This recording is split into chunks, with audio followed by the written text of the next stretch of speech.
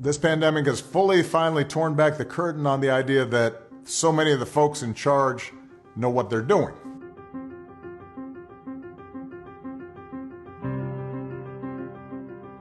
You're going to have to grow up faster than some generations.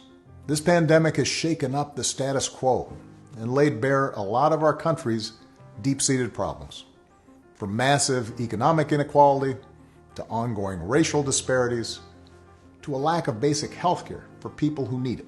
It's woken a lot of young people up to the fact that the old ways of doing things just don't work. That it doesn't matter how much money you make if everyone around you is hungry and sick.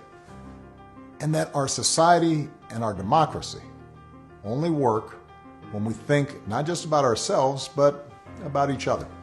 It's also pulled the curtain back on another hard truth. Something that we all have to eventually accept once our childhood comes to an end. You know, all those adults that you used to think were in charge and knew what they were doing? Turns out they don't have all the answers. A lot of them aren't even asking the right questions. So, if the world's going to get better, it's going to be up to you. That realization may be kind of intimidating, but I hope it's also inspiring. With all the challenges this country faces right now, nobody can tell you, no, you're too young to understand, or this is how it's always been done. Because with so much uncertainty, with everything suddenly up for grabs, this is your generation's world to shape. Since I'm one of the old guys, I won't tell you what to do with this power that rests in your hands, but I'll leave you with 3 quick pieces of advice. First, don't be afraid. America's gone through tough times before. Slavery, civil war, famine, disease, the Great Depression, and 9/11. And each time, we came out stronger. Usually because a new generation, young people like you, learned from past mistakes and figured out how to make things better. Second, do what you think is right.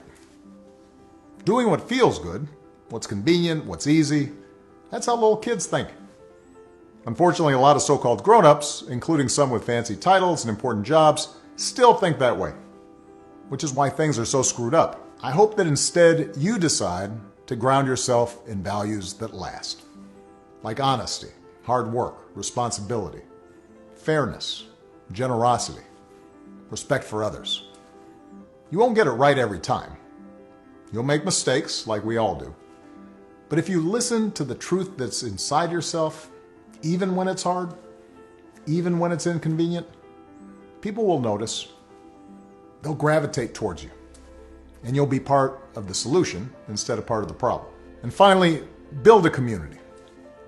No one does big things by themselves. Right now, when people are scared, it's easy to be cynical and say, let me just look out for myself, or my family, or people who look or think or pray like me.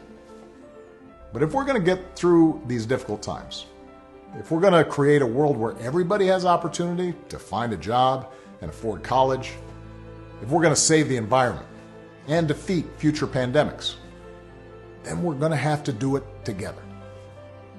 So be alive to one another's struggles. Stand up for one another's rights. Leave behind all the old ways of thinking that divide us. Sexism, racial prejudice, status, greed, and set the world on a different path.